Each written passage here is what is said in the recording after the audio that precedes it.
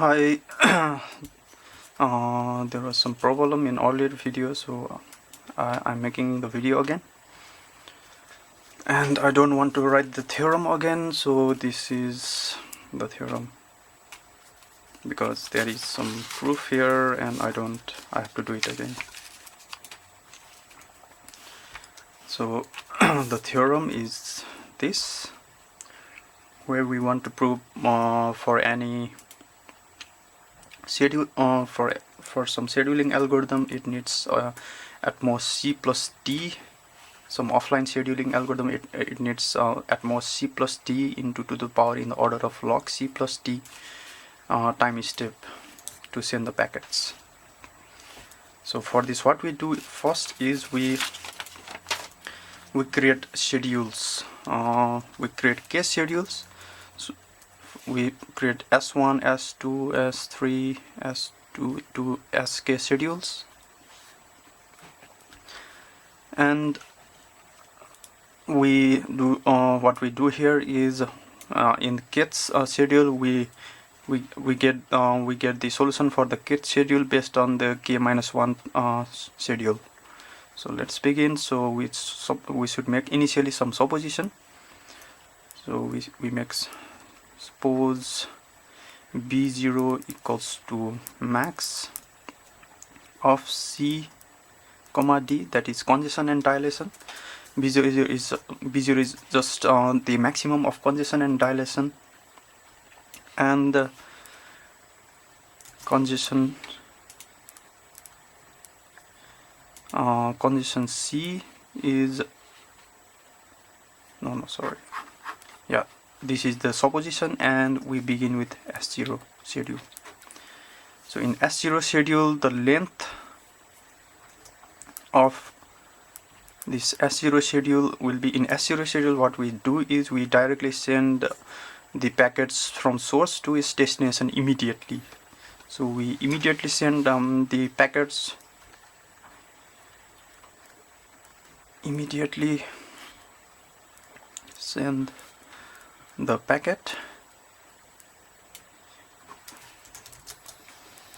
So here the length of this length of the schedule S0 would be simply less or equals to the dilation. And since from this we say B0 is max of C and D, so this is less or equals to B0. And what is the congestion? And congestion C is less or equals to B0, because we again said the congestion of the whole system is less or equals to B0.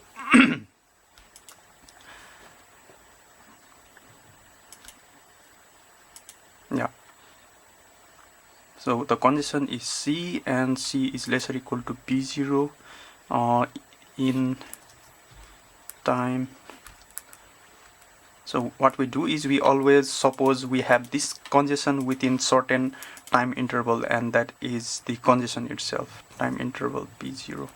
That is what we do here. Is basically, if this is S0 schedule, then we have these intervals B0, and in this interval the maximum congestion is B0 itself. That is, in general we define some BI interval where the maximum congestion within that interval is BI itself. Now we go to S2 schedule. In S2 schedule what we do is we do wait and RUS protocol.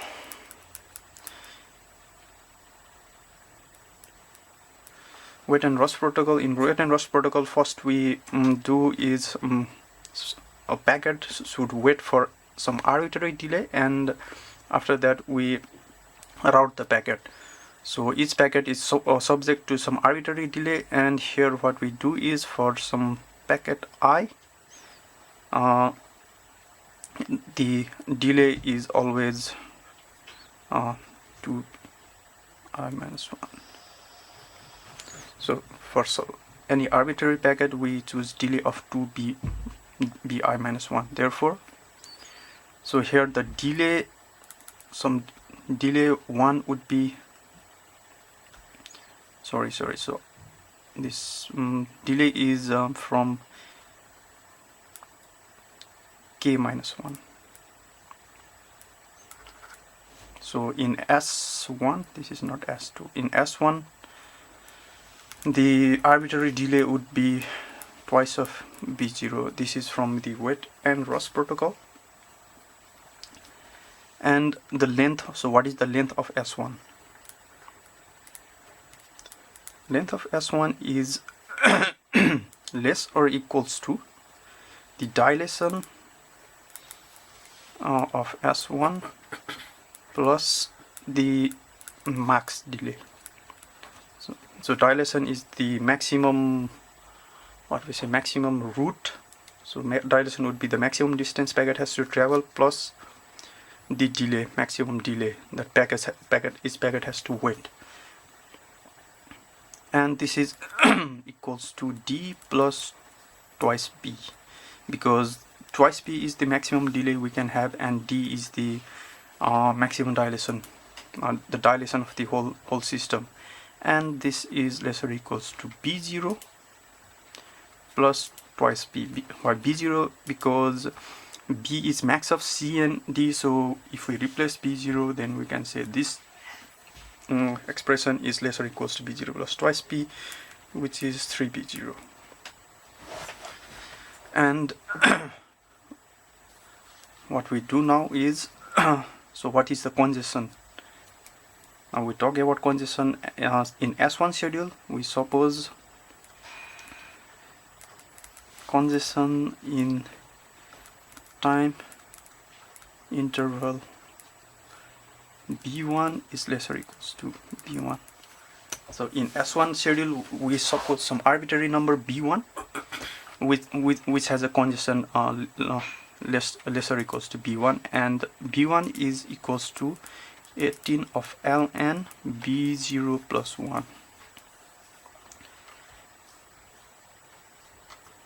And this is from the formula. By formula we have bk equals to the relationship between b consecutive b is 18 ln and bk minus 1 plus 1.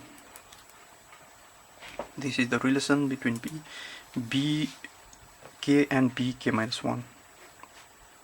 And in S1 schedule we say that there is some time interval of b1, and within that time interval the congestion is less or equals to b1. And we prove this using the Lovaco's local lemma. This with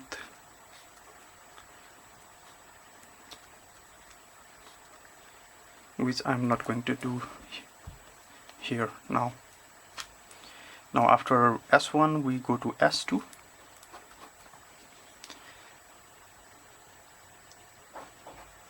In S2 what we do is we have the schedule S1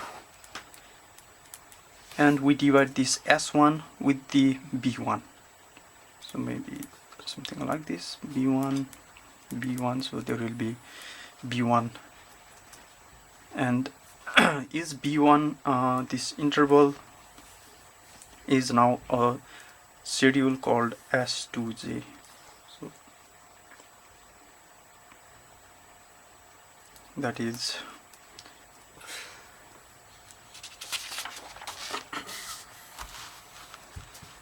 this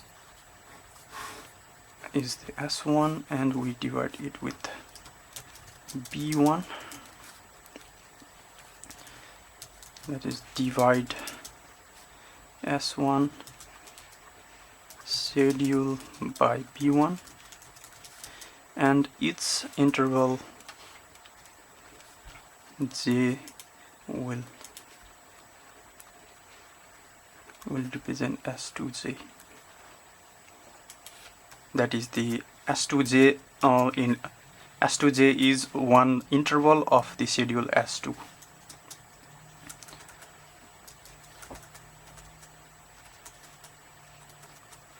So now say what is the condition of S2J?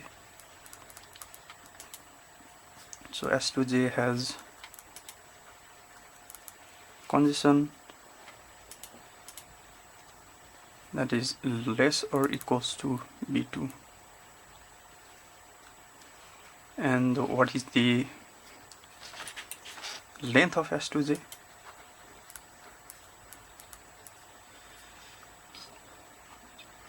No, sorry, not this.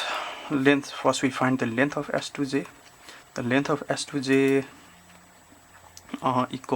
is less or equals to length of the length. What is the length of S2? The whole schedule is equals to the length of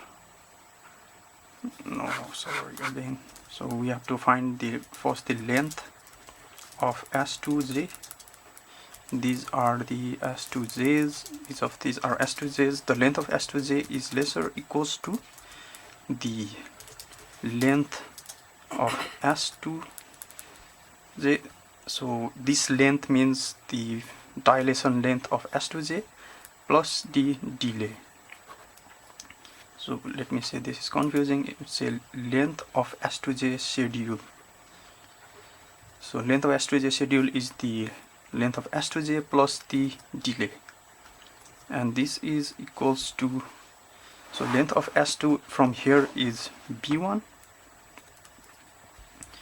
and the delay is 2B1, because if you see, then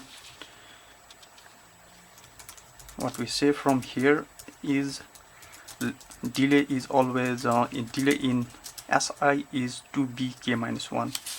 So here the delay is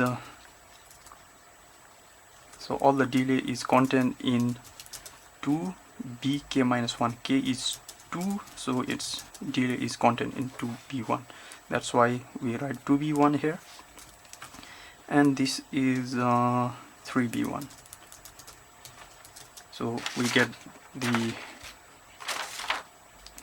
S2.